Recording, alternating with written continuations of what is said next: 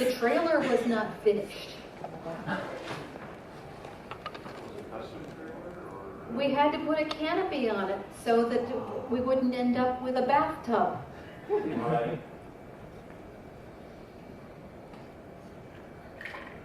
They worked literally 24 hours straight. On Monday night, around 10 o'clock, our neighbor comes pulling into our driveway. Hey, I saw your car broken down 2 miles from here. So we had to go put the tow dolly on the trailer, So here I am. or on the van. Hi, you guys. Hi, Misty. Had to put the tow dolly on the van, get the car. They're still working on the trailer. And it was leaving fire. Yeah. Got the car here. It's not working, which meant they had to winch it onto the trailer. Yeah, we totally barfed the ignition just before loading the thing. And so we had the part shipped here to the convention. We put it on here and fired it up, and here we are. At least we didn't have to have the Teamsters push it into the building. Yeah, but the Teamsters don't know. Won't hurt us. Right. Hi, I'm Larry. Hello. Hi, all. Hi. So this is Misty. You met her? Yeah, that's cool. Okay. They were asking if we needed any special AV requirements. I'm going, no, we can bore them without any technical details. I'll tell you what, highest compliments to the art show. Those guys really know what they're doing. They've been very helpful to me. As we were hustling the HEW toothpicks out of Oklahoma, I said, look, let's take the art and take the frames and frame it when we get there. And holy crap, they were ready for that. The art's there. There's a big 24 by 36 of the new painting of Scandran and the Black Griffin. First one in 15 years. And the fellow that plays Scandran online on one of the bugs said, how about you do that? I was going to do something else. I was like, no, everybody likes Scan. What is Scan? Yeah. And he's actually here. That's nice. Yeah, cool. So, yeah. You're bouncy. This is awesome. Those special seats where you just like that. Oh, really? Oh, we can fix that. Easily. Oh, God. Thank you for making me feel old. Yeah. Dudes and dudettes, whenever you are writing books and you're in it for a long time, some very touching things happen. So, you get touched? Oh, boy. No. Anyway, some very touching things happen. People will name their children after characters for your book. Yeah, and this is nice right until they tell you my child named after the character in your book is graduating from college now. I'm telling you, the feeling that you get from that is about 10% wonder and 90%, oh, holy crap. Yes, I'm that. Yeah. Actually, at DragonCon last year, this totally cool 7-year-old, blue mohawk, hell yeah. Parents are there, introduce him as Traven, named after one of the Griffins from the books. And dude, this kid's personality was absolutely perfect. We hung out, we got pictures together, and I hope he still has the mohawk. Yeah, you bet. Any questions? What do you guys want to know? I don't have my flight ticket on, but I have a degree in aerospace engineering. I have adopted the Teledras word for Winds and Thy Wings for my party. Right, Jayaleva. I want to know, is it? Jaihaleva. Jayaleva. Jaihaleva. That's what I wanted to know. How do you say it? Well, I would like to know in response, what is it you're going to use it for? I'm just saying goodbye. Just Jayaleva, just like that. But you're in aerospace, so that could mean have a good time in orbit. Exactly. Actually, it is weird where some of our stuff does show up because of the fans. We had a Royal Marine who is assigned to Her Majesty's Yacht Britannia, who put our books in the ship's library. There's a digital copy of Black Griffin in the data banks on the space station. We have an entire nuclear submarine. Or Yes, at we least do. We had at one point. We have an entire state-class nuclear submarine because one person brought in some books, and naturally, when you're on a float, everything gets passed around. So then what happened? Well, then they turned up at Portland. in Portland, and they turned up at Firebird while they were still in business. And Firebird normally did not sell out of their office. They were strictly mail order. But these guys said, we've got less than 12 hours and we have this list of books we must get or our shipmates will kill us. Honest to God, they said, no, we are under orders from the sub-captain. You know, we have to do this. We are under orders. It was great. So you know, I've got among other things, I have a log tube full of semen. Yes. And oddly enough, a submarine. So, Scruffy here, Scruffy's magnificent, but I was telling Scruffy a couple stories. We're putting up one of the Scandranan pictures, the frontispiece for Scandranan. This is the first time I've shown the originals at a convention in 12 years. I mean, so you guys rate, I'm telling you. No, I'm not bored, guys. I'm just exhausted. Yeah, we're pretty tired. We're slamming energy drinks here just to be conscious. But I was telling Scruffy that Black Griffin picture has shown up in some of the strangest places. It's lots of tattoos, of course, but I got a picture of a Marine aviator that had it next to his call sign on his F-18. And there was one version of it that they sent from Gulf War Episode 1 of it on the side of an Abrams tank. You know, and somebody chalked, "Hi from Misty and Larry" on a cruise missile. You know, it's a strange and wonderful life. But I'll tell you, you guys, it's a very tiring life, and you guys rejuvenate us. You know, you remind us why we do it every time we get to see you. And there are times when we're both depressed as hell and we're hurting, and we got pages doing, oh god, yeah, hey, you remember that chick that, yeah, she was kind of awesome. Oh, that dude with the costume. And suddenly we got energy thanks to you. It's wonderful. So, you know, we give you some books and you give us life. Yeah, next question. What do you think? Look how you're dressed and you're being hesitant.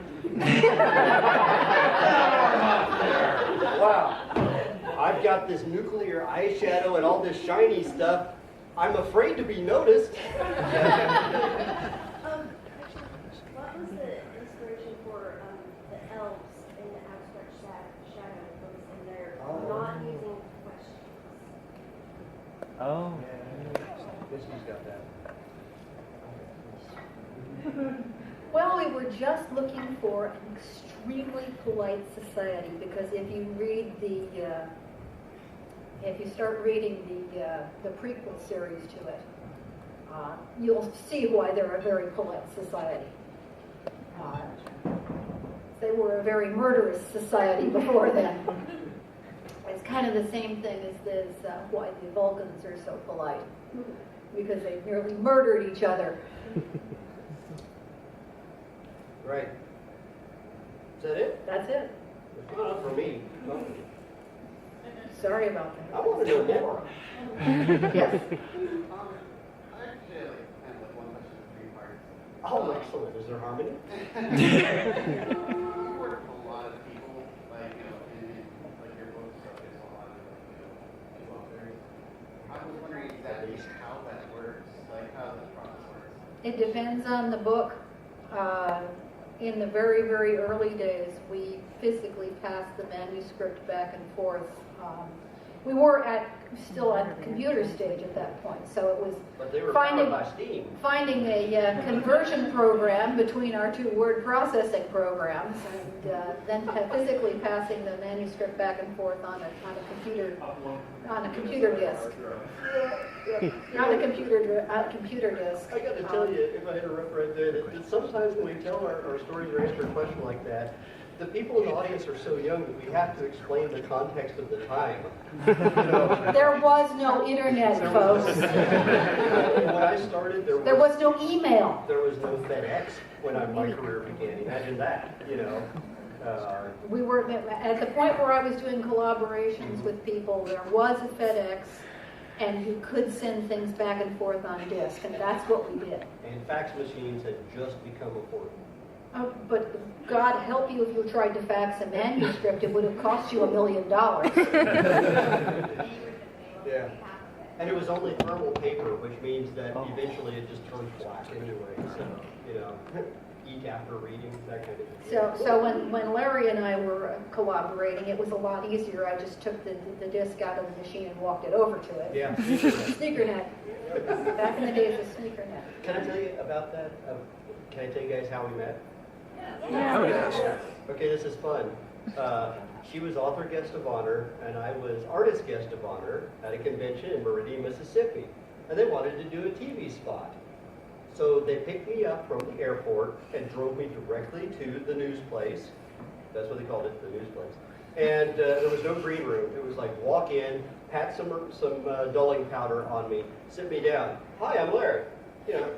hi, Misty. They were putting it was a very small TV station, and they were putting us on a special 5-minute slot in the middle of the news. And we came on, literally, I'm not making this up, we came on after the report of 2 drunk guys in the swamp boat that had just seen a UFO. I could not make that up. Let me tell you, and what was so awesome about that was that the reporter played it totally straight. I mean, this was an actual news event, and so, yeah. And, but it was literally, the way that we met was, I come in, I sit down, she's already on stage. It was like, hi, I'm Larry. Hi, I'm Misty. 5, 4, 3. And here we are with, and that was how we met. And by the end of that weekend, we had plotted our first book together. Which turned out to be Black Griffin. Yeah, it was. The working title we had was Ties Never Binding, and a lot of it made it into the Lynn series. And yeah, there you go. But really, what we actually plotted at that point was Black It Griffin. was Black Griffin because Ken Drennan had to be born. Yeah, he would not tolerate this planet without his awesomeness. That's true. Nowadays, my collaborators and I work in Google Drive, and we can, which is nice because we have, especially with the Secret World Chronicle series, we've got 4 people often working on literally the same story at the same time. Multiple people can have the same manuscript open and edit it.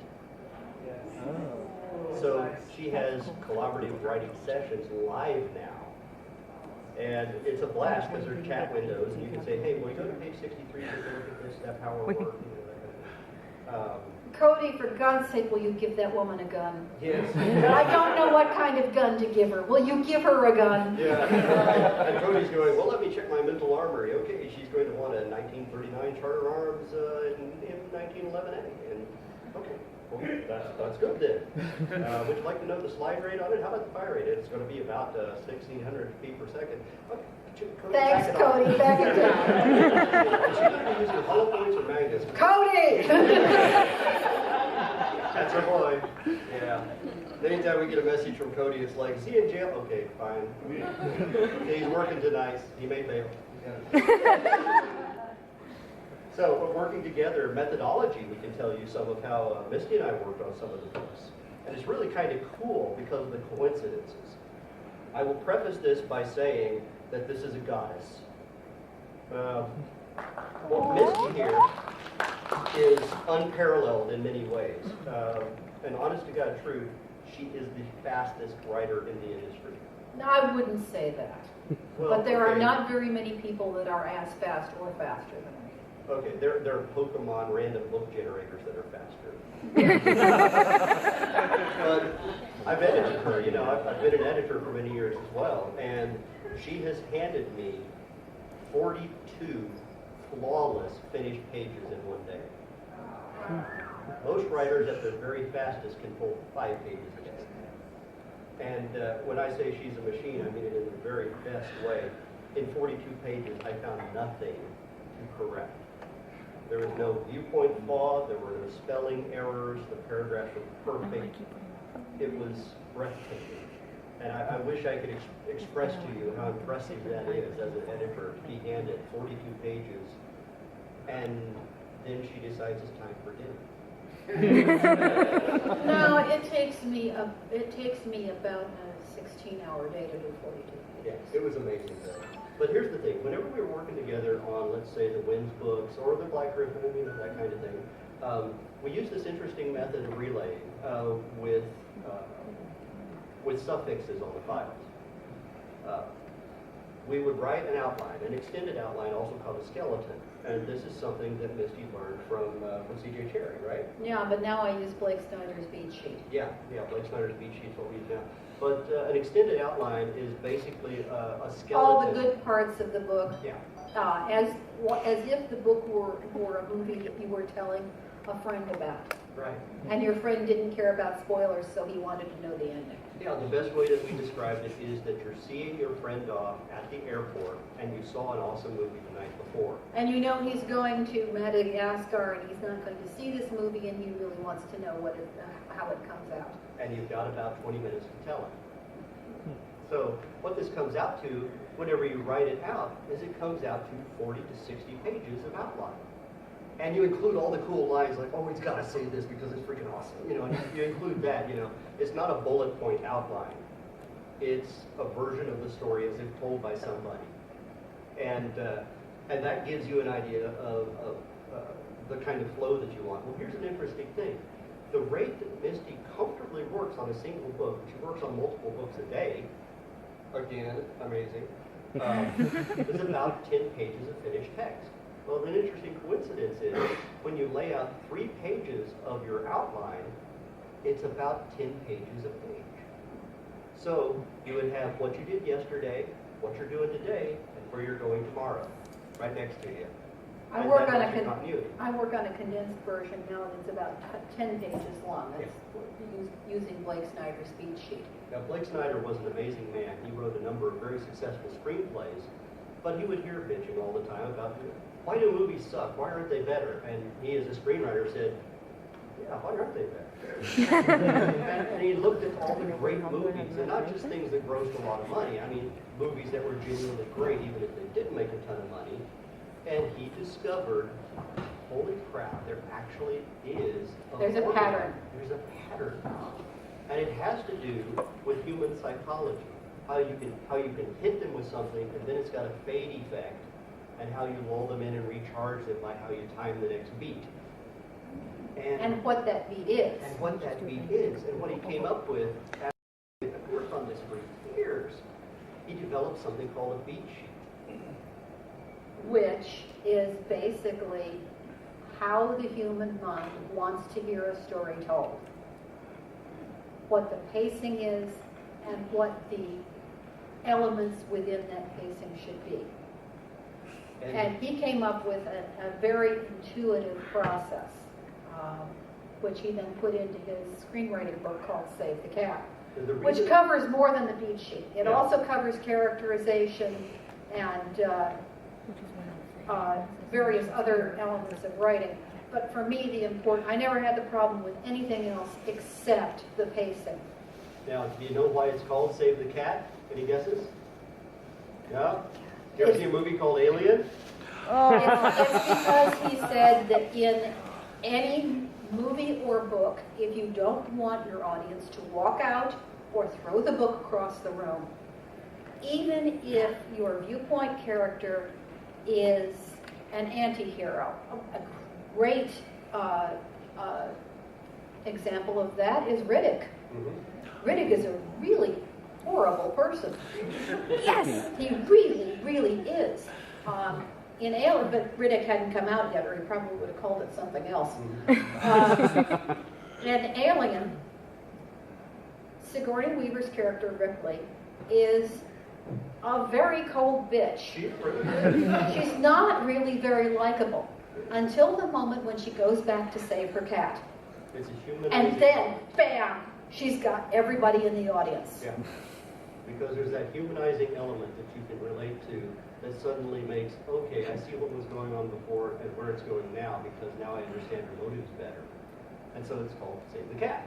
And then he did other books called Save the Cat Strikes Back. And Save the Cat Goes to the Movies. Save the Cat Goes to the Movies is an analysis Of 40 really good movies by the beat sheet. Yeah. And holy crap, 40 movies that were successful break down to the beat sheet. It's brilliant. So if somebody calls us formulaic, we're going to go, thank you, because this really works. It's awesome. And I discovered after reading this book that when I was doing it instinctively, But where a book was failing, where I had a book that failed, or just didn't come up to my standards, It was probably because it was because I missed a beat. Yeah. And that's something I want you guys to understand about us when we hang out together and when we do a panel or something like this. We screw up a lot. And, you know, no shame in my game. I'm not going to sit up here like, oh, we're perfect. You're here to adore us. No, we're here to relate to you and talk to you. And holy crap, do we fail a lot. And so if you guys ever get really self-conscious about your art or your writing or whatever, when I do a master class on art, I start out by saying, okay, guys, it is time to chill your asses out. You see, if you're hitting one drawing good out of 10 right now, I've been doing this for 30 years, I hit 4 out of 10. If you're striving for perfection, you will make yourself absolutely crazy. But here's the thing I want you to remember. If you do a drawing that's 90% bad, still 10% good. Keep your old sketches, keep your drawings. Because what may happen if your drawing fails is that you don't yet have the technical ability to make it work. But if you love what you do, the technique will come. We're still constantly learning our technique. We are still developing. As I teach, we are all in the process of becoming the person we want to be. We never reach a destination. It's a process. And whenever we're working on books and things, we're experimental. We try stuff. We do things that are frankly kind of crazy to try, but we just want to see if we'll do it. Like that Vonnegut, do one thing every day that scares you. You have to just try to see, can I pull this off? And that was where we ran into experiments like the Secret World Chronicle. We love this game City of Heroes. How about if we do a superhero series? How about if we do it as a free podcast? Hey, that'd be kind of awesome. Hey, Bain Books wants to buy it for $5. Okay, that's freaking awesome too. and then the senior editor at Bain tells me, well, hey Larry, you're really close to this, yeah? Okay. You're going to be revising editor? Okay. How about the cover artist? Okay.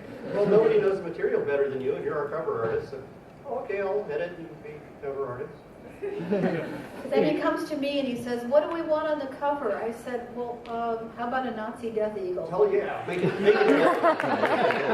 So whenever you see the covers, and I got all 3 of the covers so far, including the newest one, the Ubermensch, what a dick. He's a Nazi supervillain with invulnerability and super strength, and then he wears power armor over that. Overkill. But the main thing is, all those covers, they have to be metal. I'm telling you, if you get a metal fan in there and he goes, that rocks, I've done a good cover for that series. So, I mean, robotic Nazi death eagle and robotic Nazi death wolf. And a robotic Nazi death dragon for the 4th one. That's right, it's going to be... Now, here's the weird thing. Larry has never done a dragon on the cover of a book. He's done dragons on the interior art, but never done dragon on a cover. So this will be Larry's first dragon cover. I've been in the business for 30 years. This is my anniversary, 30 years, and I've never done a dragon painting for a cover. That's and crazy. it'll be a Nazi death dragon. That's like an auto mechanic that's never adjusted to spark timing. What the hell? Yeah. Indeed. But we'll do it. It'll be fun. It'll be metal. Yeah, and arms are here. One of the things that I admire most about you is the breadth of your bibliography. And one of the questions I have is, My editors hate that.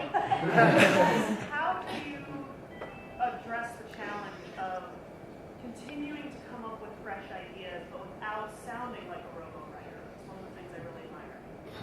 Oh, that's more obscure sources to steal from, really. Mostly it's, oh God, I've done this. Either I or someone else has done this 40 million times. How can I do something a little different? Yeah. You just keep asking. It's this Theodore Sturgeon, ask the next question thing. You know, just what if, what then? Now, another thing is, we drove 1,200 miles to be here. When we're on road trips... No, not this one. Not this one. We were tired as hell. Holy crap. It was like, hey, a driver wired like a banjo and everybody else asleep. But whenever Misty and I go on long road trips or traveling, she'll be in the passenger seat with a laptop and we plot books while we drive. Or And I'll this is read, if something we're about not it. plotting books, where I'm reading him something to see how it sounds. Yeah, I know. We do one thing, which is a nice method.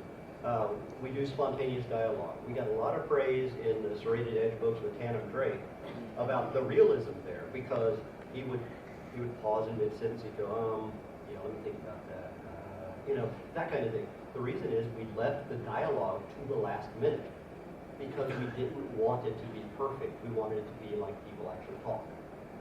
And so that is one technique that worked well. But yeah. And when we're working on the Secret World stuff, we're literally writing the dialogue as if we are RPing it. Yeah. There's a great amount of We role-playing understand. in that series. We've done those we did those characters,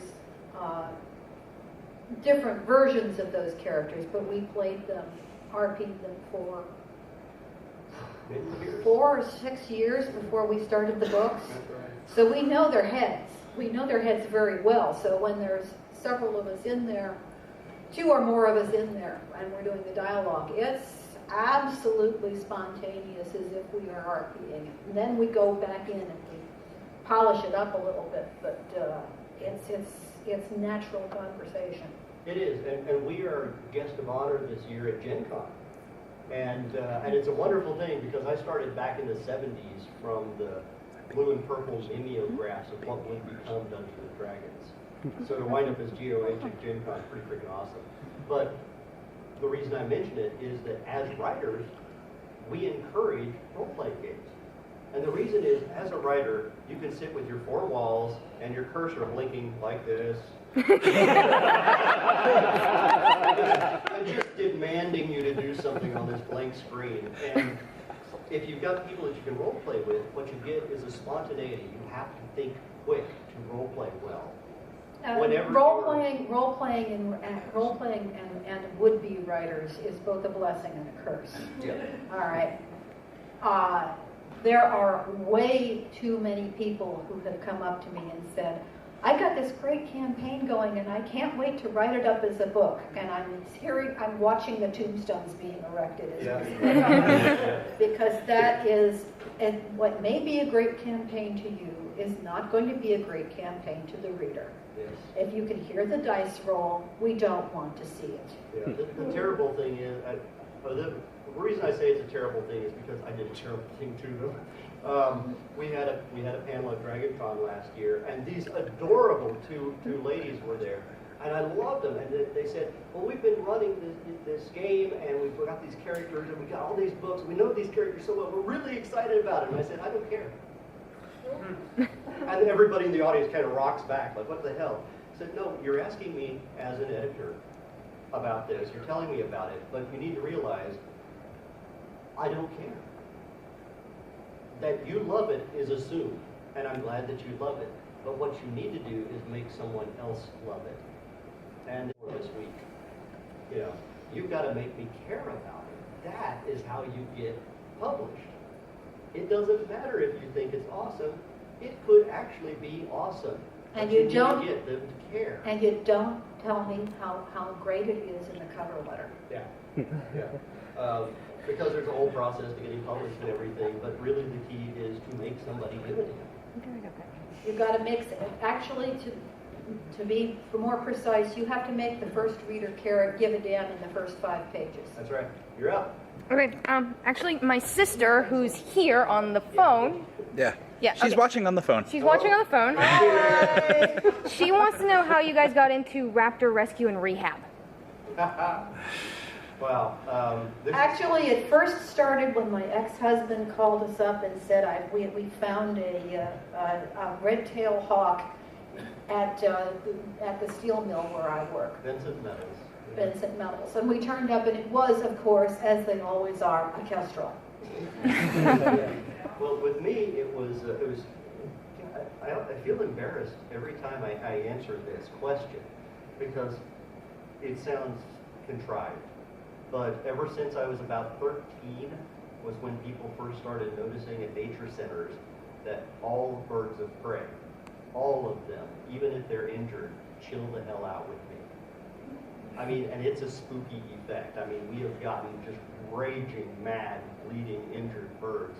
And I come up and I kind of lean in and I do my thing there, and it just goes, yeah, okay. And that made them, easier to handle. And so we went into just studying raptors quite a lot until we worked with close to 500 over the past some years. Well, if you count the things beside the raptors, yeah, it's probably. Yeah, we've about that. had corbies. We've actually rehabbed a hummingbird. How's that? Yeah, and the great blue heron. And the great fun of great blue herons, which you cannot handle. I'm the one that does the great blue herons. I love it too. I'm telling you, because these things, okay, bird muscle has about 6 to 8 times the density of human muscle. Okay, a great blue heron has a beak about like this that is hardened like that on the end, on a whipped neck, okay? And they think you're going to eat them. So whenever you're trying to rehab one of these, you wear a polycarbonate shield. Because what happens is... And they have killed and they rehab. Go for your eyes. By going through the eye and into the brain. They have killed rehabbers, seriously. I had one take a chip out of a polycarbonate face shield. Holy crap. I mean, it's ready for a 22 bullet. And then on top of that, you have the glorious defense mechanism that great blue herons have, which is to barf. We got a lot and they eat fish. They cook fish and It's the barfing the fish that is. So you have a nervous great blue heron, which stands this tall, which is underfed, was probably half starved at this point, and you're trying to keep 23-inch minnows in its stomach. Yep. So you have to feed them individually. Here we go. Then they're stinky as hell too. So we got sent these things by the zoo, even by park rangers, by Nobody wants to take Nobody the great wanted to blue rehab herons. the stuff we rehab. But yeah, we had a few that were wonderful. But I hope that helps answer the question at least. She's freaking out over the fact you said hi to her. We wish you were here, but we're glad that you're here virtually. And actually, that's another thing I wanted to mention to you guys. If you have friends that are sick or for some reason couldn't make it, you can call them on the cell phone and we'll step in and we'll say hi. So he has been waiting so patiently.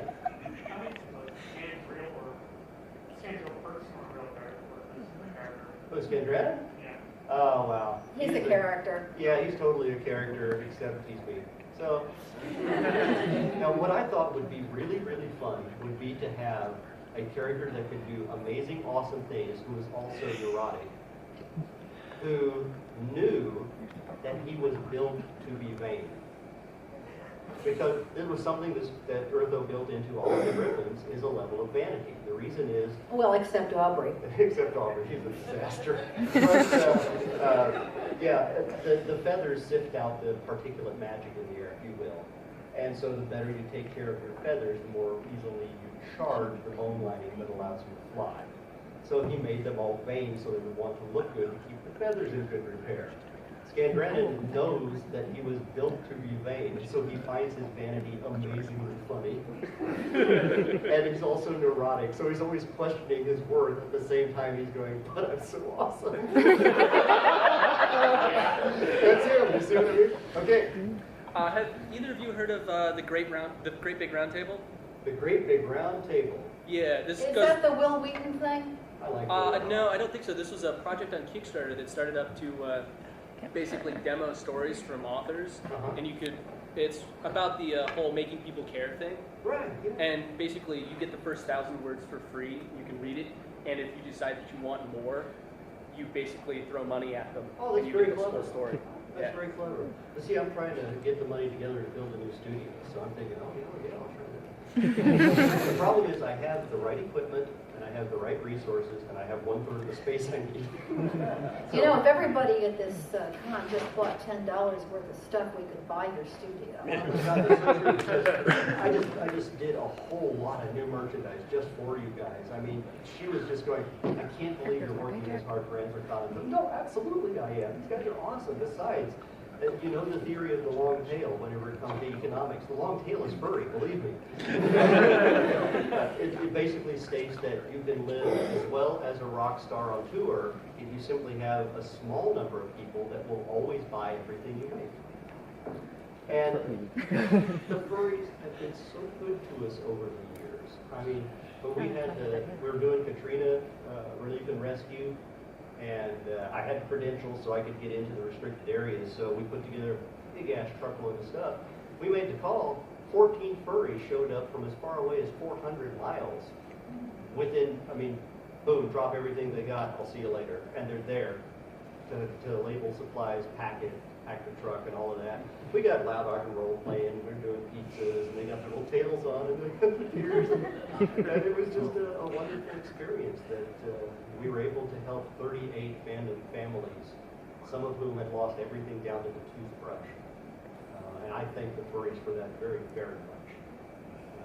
So, yeah, we're here because we really do love you all. I mean, I know it sounds goofy and trite, but yeah, that's the real thing.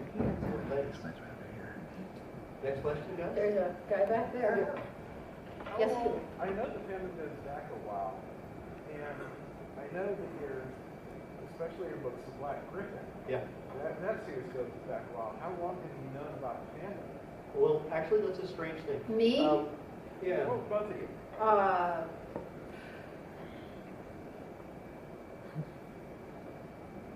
I don't know. I'd say we first became aware of it as a thing, as they say, about 16 years ago. Probably something like that, yeah. Well, here's a strange thing, and again, I have to explain context, but I'll start with this. Misty and I are not actually part of any fandom, but we are allies of many fandoms, if that makes sense. And this became important because there were some fandoms that would claim pros as trophies. And then you would discover other parts of the fandom really hated you because you were friends with so-and-so. And there's this Elton John, Bernie Taupin line that says, "I'm not a present for your friends to open." And that's why we stay independent from the fandoms. We love you, but we don't want to be claimed by anybody as a possession, if that makes sense. So with that preface, way back when there were things called APAs, and these were types of magazines. Again, this is pre-internet, pre-FedEx, yada yada. Very, very early type of fan magazine, where if there were 60 members in the APA, you would do your contribution and make 60 copies and ship them to the collator. And I was a collator on some of the very first furry magazines. And we're talking 1984. Yeah. And so I've been on the sides, but people ask me sometimes, well, are you a furry? And I really like furries a lot, but just because I drive on the road doesn't make me a Peterbilt. Yeah, just because of the whole Griffin thing, I'm sure. Yeah. Well, the Griffin thing, I got to tell you, it's. Well, for one thing, we wanted to do something that wasn't a dragon. Yeah. And it actually started from a very, very kind woman. Her name was Andre Norton. And Andre loved Griffins. And the first book that I actually bought with my own money was an Andre Norton book called Cat's Eye. And she went from being a distant writer to being a hero, to being a colleague, to being a friend. And I actually, when she passed, I wound up with some of her art library. But she loved Griffins, and so Misty and I thought, you know what, this will make Andre happy. Let's do more with the Griffins. At that time, Misty had literally only mentioned Griffins on Belgar once. I know, now it's hard to imagine it without him, right? And then it built from that, and then Annie McCaffrey really liked him, and I got the nickname the Griffin King from Andre and Annie. Or grip honking. Yeah, grip honking, depending how you space it. Griffin King, grip honking, nice one. Okay. Yes. And I just stuck with it, and so I made myself dedicated. We're making him spew. I'm going to see a laughter barf any moment now. It's so funny, I barfed my heroes.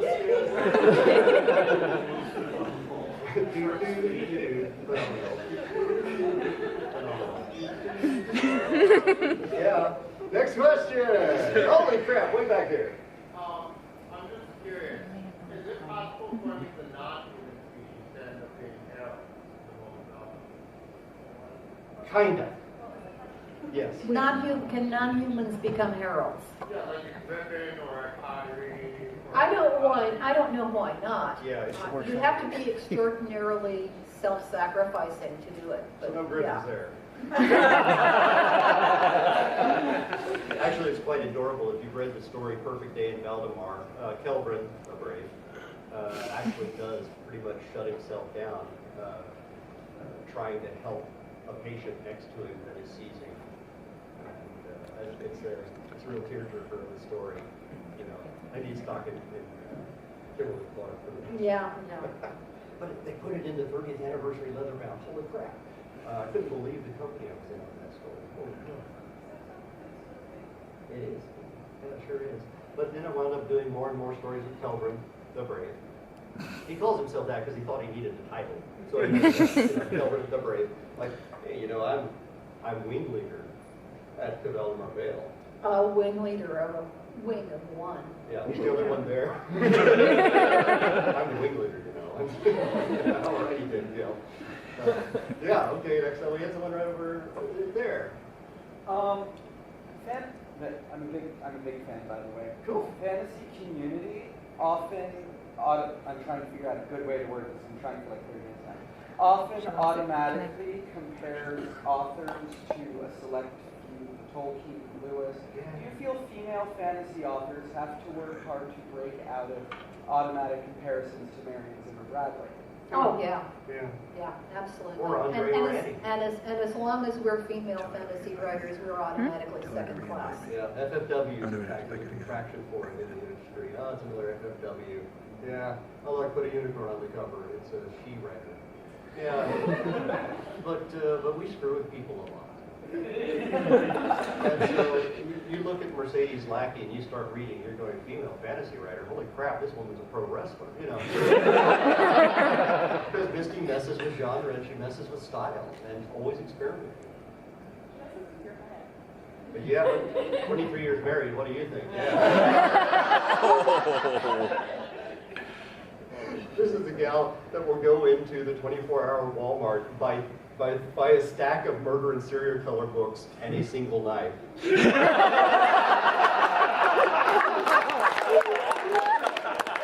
At 3 a.m. Smile and pay in one.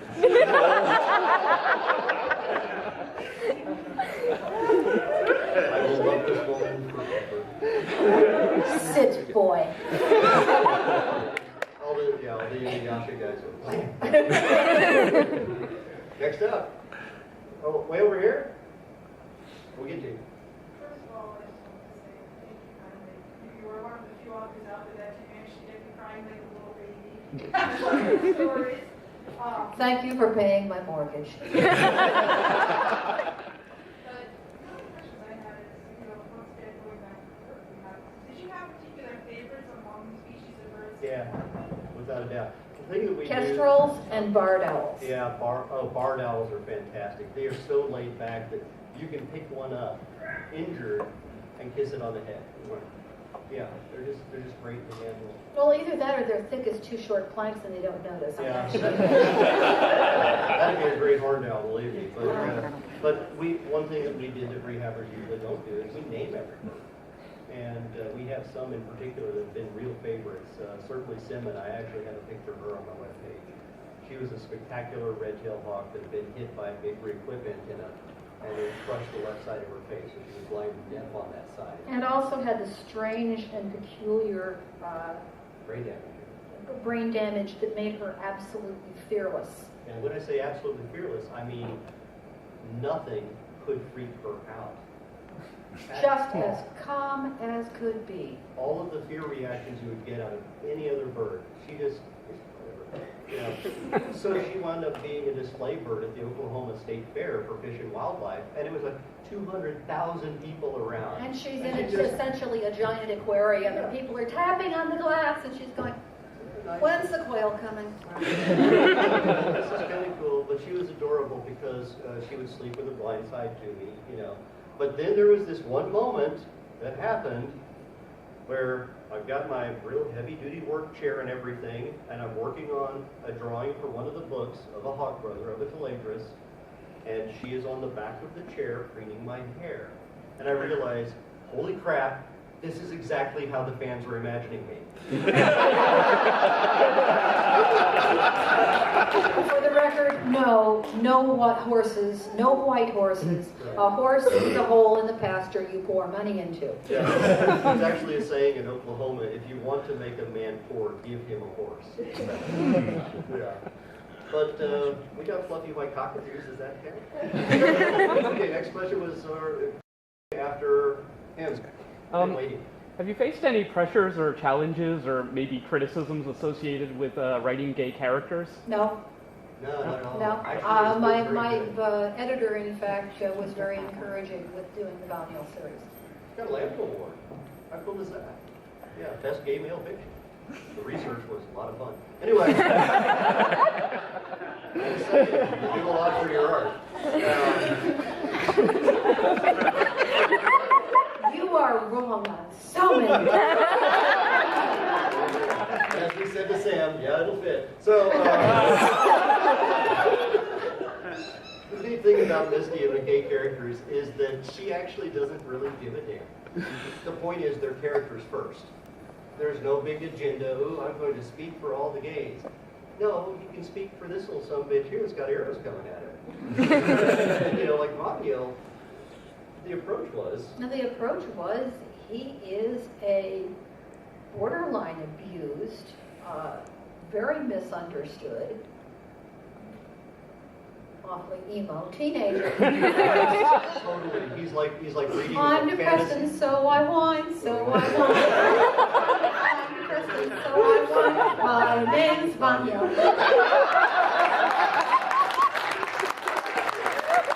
Don't get me wrong, we have a blast with the books, but this guy was like writing consecutive Morrissey albums. Which is Pretty much, yeah. The funny part about that is that Johnny Marr from the Smiths actually is a fan. Along with Eddie Vedder from Pearl Jam and a couple other people. Neil and Tim Finn from Split Ends and Crowded House actually named the two biggest trees on Finn Station, Misty and Larry. And their road manager, I designed his Griffin tattoo.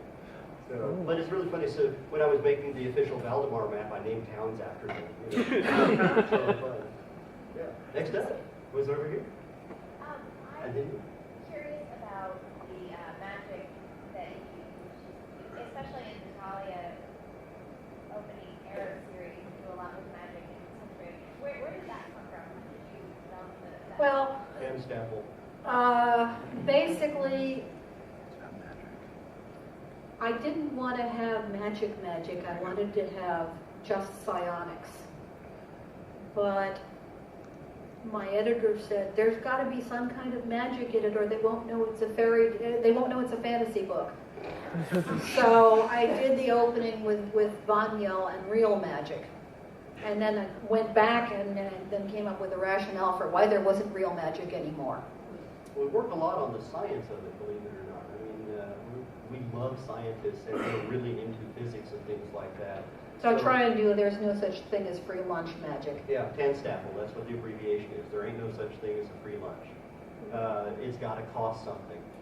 You know, the same way that we use petroleum, the same way that we use steel. You know, labor has to go into acquiring it and into using it. And with a lot of the magic stuff, what I've been especially doing with some of the Griffin things is the reason why you study so much is because physics still apply. Mm-hmm. And one of the most important things you learn from the very beginning is how to keep it from manifesting as heat. And so there's a lot of thermodynamics involved in the training that you get as you're using magic and so on. So, and now, your turn. Mr. Goldblum. Yes. Huh? Right.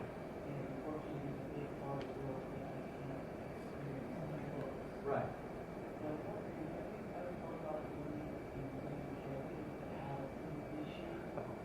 That's a great idea.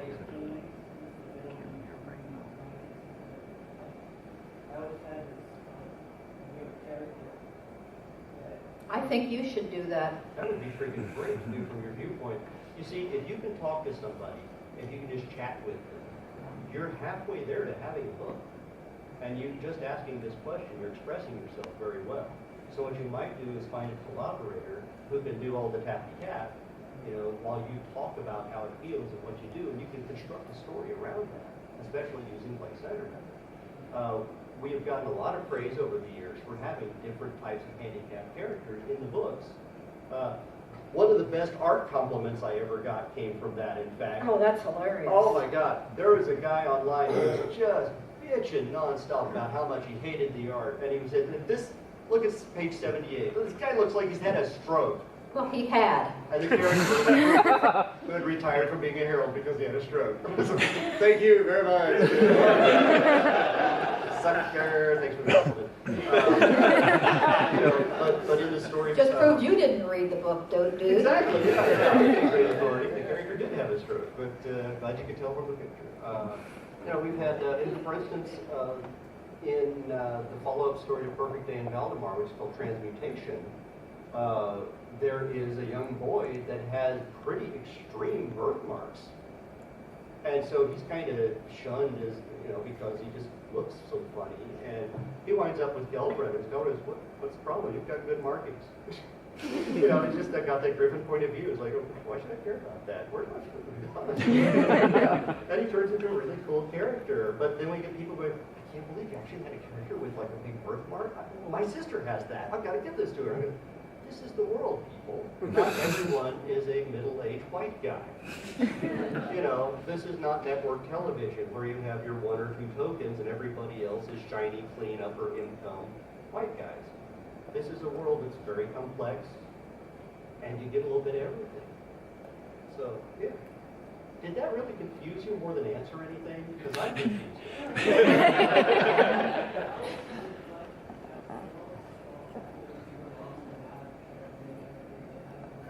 You should do that. Yeah. What we're saying is we could do that, but you'll do it better. You'll do it better. Yeah. Okay. And one of the strengths that I have is knowing when to stop. Yes. Yes. Yeah. Another thing that what am I not good at? Yeah. My list is extensive. Let me say. But it brings us to a wonderful segue to something that we wanted to tell y'all, which is the best way to write adventure is to have adventure. Go do stuff, and then you will know how to describe it. For instance, the Serrated Edge books, I know cars a bit. Yeah.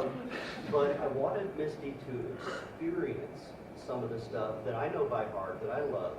So for instance, I wanted to describe to her the hydrostatic shock that comes off of a dragster. So I took her to the drags, and she could feel, the shock waves off of these open pipe cars hit your chest, and the water in your body just gets knocked back, and you feel the force exit from your back. I'm never going again. Yeah.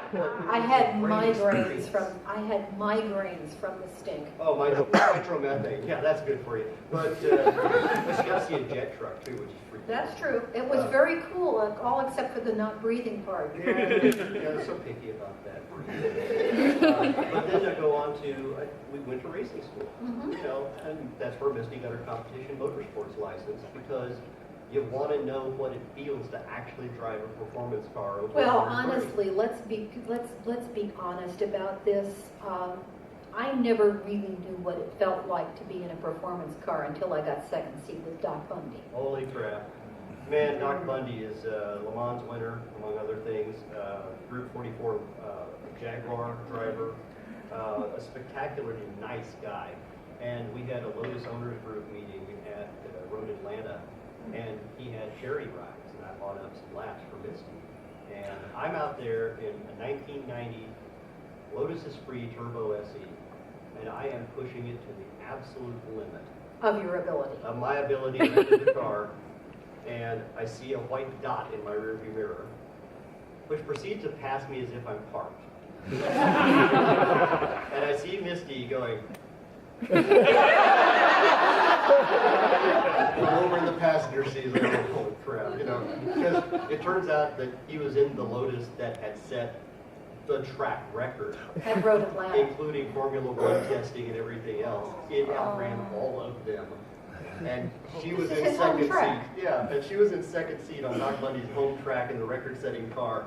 And I was like, what the hell am I doing in here, honestly? Well, not just that, but when I got in for the first lap, Doc had been giving rides to girlfriends and wives all day. And you know, most of them, if he's going above 70, they're terror. For the girls. So, Doc, I get in, and I think the first thing that Doc noticed was how I braced myself. Yeah, she just locked into the roll cage. I locked into the roll cage. All right, then. And then he took it up to about, I'd say 120, and looked over at me, and all he saw was teeth. And at that point, he pushed it. I won't say he matched his record, but I will say he was probably skirting within 10 miles an hour of it. I will say that after turn 6, he probably hit 180. Okay. Yeah, I would say so. Oh no, he did it far faster for the record. Yeah. He wasn't even on slicks. Unbelievable. It was around 210. Well, the trap speed was around 210 in that car. But the thing to remember is Road Atlanta is a very twisty track, and it had a thing then called gravity cavity. And gravity cavity has been filled in since then. Too bad. But it was a downhill decreasing radius right-hander. Bunch of pussy drivers, man. With an apex you could not see as you approached it. All you could do was aim at a tree in a field out there, and if you were lined up with it, you would go full suspension travel in a 90-foot altitude drop and be on apex. It was awesome. It was brutal in the wrong car, I'll tell you that. But It was still awesome. If you ever spot a picture of a race car catching air with all 4 tires, it was like that. And It was probably taken at Road Atlanta. yeah, they're in Laguna Seca, which is amazing. Yeah, good times. And like when we went to that our reunion, and on the grid they said was a total of 300,000 horsepower. Oh, hell yeah! Now that's loud. Next question. Who was it next? Where? I'm looking out there. I don't know if I'm seeing hands or ears. Lady in the green. Lady in green. Okay, Is it green? It's green. He's colorblind. I'm colorblind. First, thank you for many hours of enjoyment with the books. They're phenomenal stories. They pull you in. I can't put the books down. So that says something right there. Now I've been enjoying. That makes it hard to drive, you know. Can't you just buy the audio book instead of the Kindle. Yeah, right. And I've been enjoying the Foundation series. And I'm assuming there's a 4th book. Fifth book. A 5th book. Okay. Yeah, there were supposed to be 4.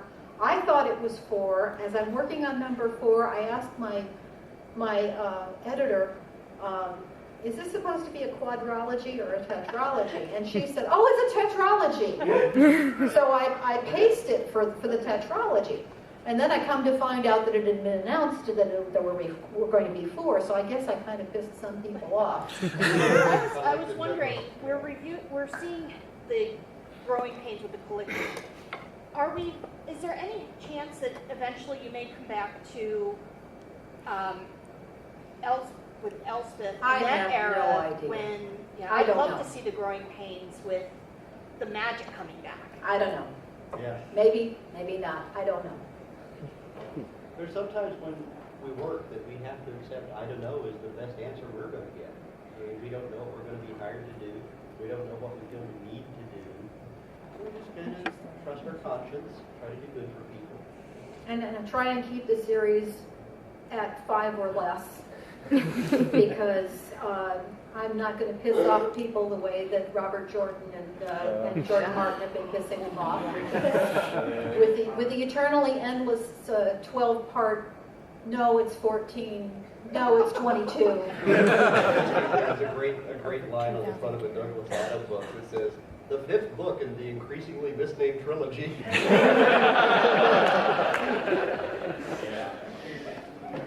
Dear, and then next up. Oh, looky there. Gonna have to cut this short after this one. Are we really? Yes. That's no damn fun. You know, there's all genres of creating art. People hit a sort of writer's block. Are there any sort of techniques that you have for either? Save the cat. If you have writer's block, it's because one of two things is going on. One is that your subconscious is well aware that no matter how your conscience thinks that the book should be going, you are making a fundamental error in plotting. Yeah, it's a trivial. The other is you've missed a beat.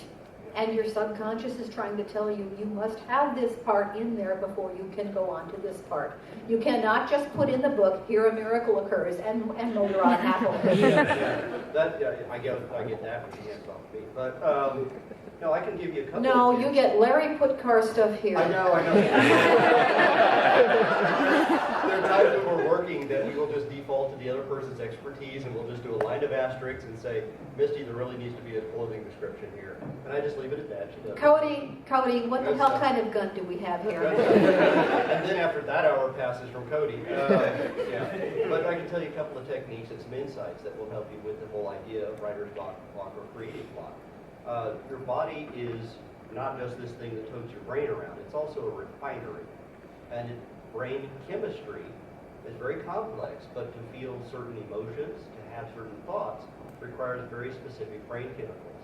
Very often, if you're having trouble with a block, you can fix it with your diet. You know, if you're feeling... This is assuming that this is not your subconscious telling you, no, you douche, don't go there. Yeah. But here's the thing why I say that. I'm not one of these idiots that's going to say, oh, diet will fix everything. But you expend those chemicals as you work. And whenever you hit a wall, you've probably used up one of those vital chemicals because it won't fire right anymore. So you do something else. I work best whenever I have 7 to 9 projects laid out at once. Because I don't have to stop working. I just need to work on something else and let the rest recharge. And so having multiple projects will actually help every project. And that's one of the tips that I have. Let your refinery work, build up your chemicals, eat well to supply the refinery, and just work on another thing. Okay, one more and that's it. See you back there. Is there any specific thing you try to provide dietary-wise to increase, like, creativity or motivation? Heroin. No.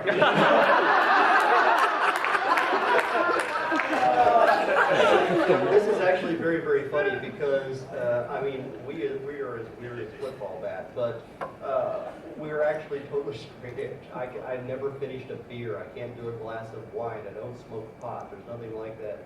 Misty's totally straight edge except for a Bailey's once in a while. And that's it, you know, but you expect creative people to be total flakes, and it's not true. But I will tell you on your question, the potassium that's in a banana will help you a lot. Yeah.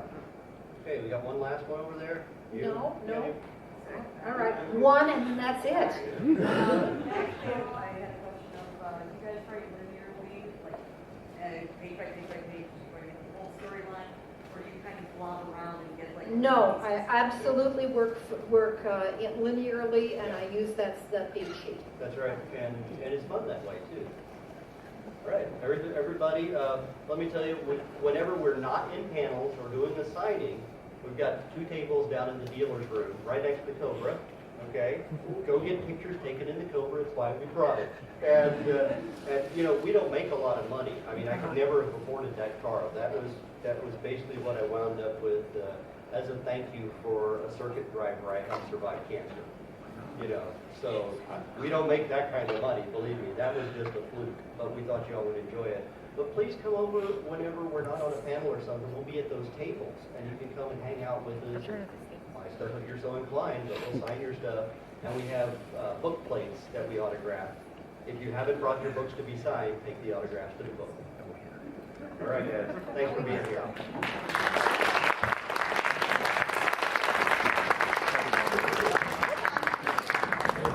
Try to go up. Right. writing wise.